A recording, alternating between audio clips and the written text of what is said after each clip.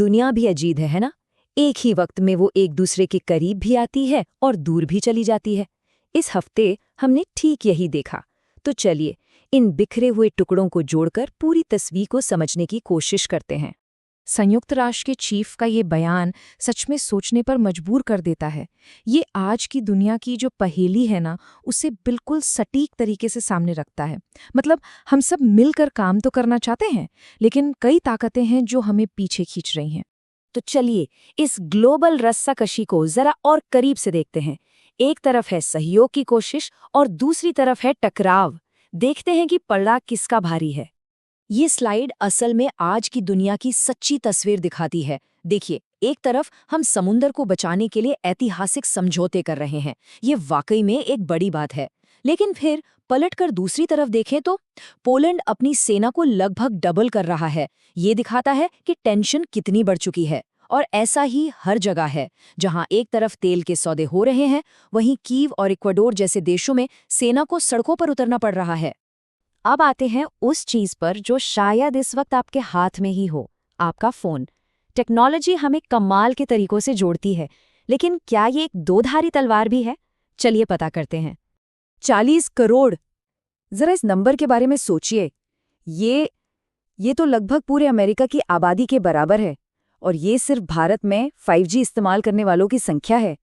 इससे पता चलता है कि देश कितनी तेजी से डिजिटल दुनिया में आगे बढ़ रहा है।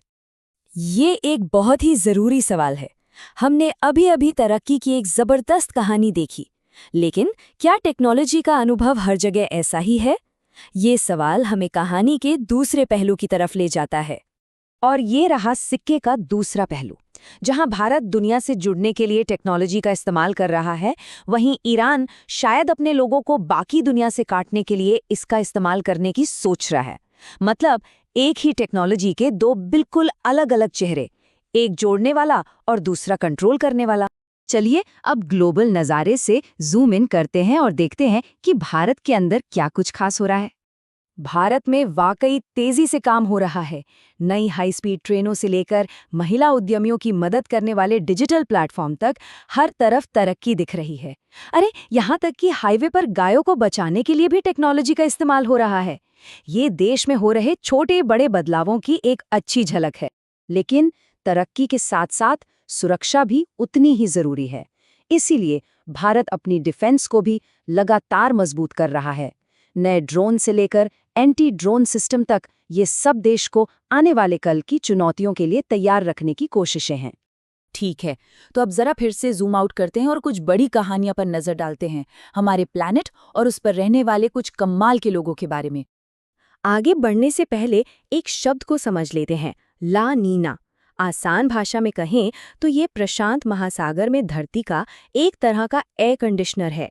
जब ये एक्टिव होता है तो दुनिया भर का मौसम थोड़ा ठंडा हो जाता है। और यहीं पर बात थोड़ी डरावनी हो जाती है। मतलब वो एयर कंडीशनर तो चल रहा था, इसके बावजूद 2025 अब तक का सबसे गर्म ला नीना साल रिकॉर्ड किया गया।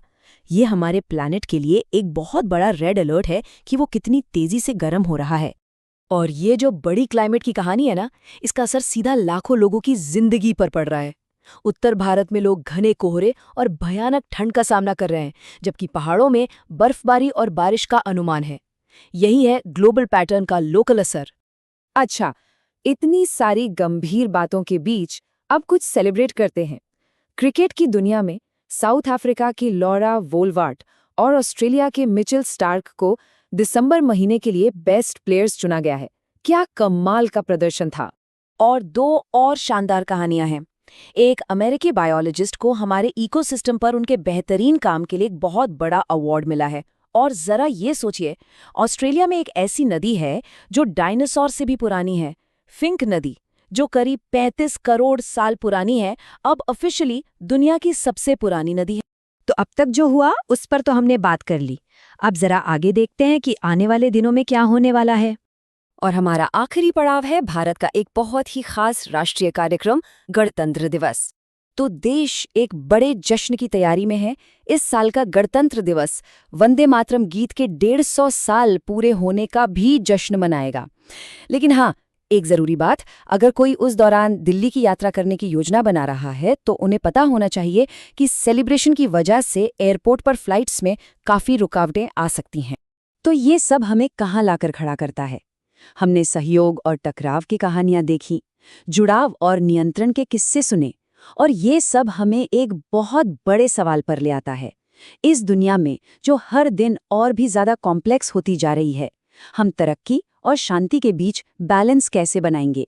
इसका कोई आसान जवाब तो नहीं है, लेकिन ये वो सवाल है जिस पर हम सबको सोचना जरूर चाहिए।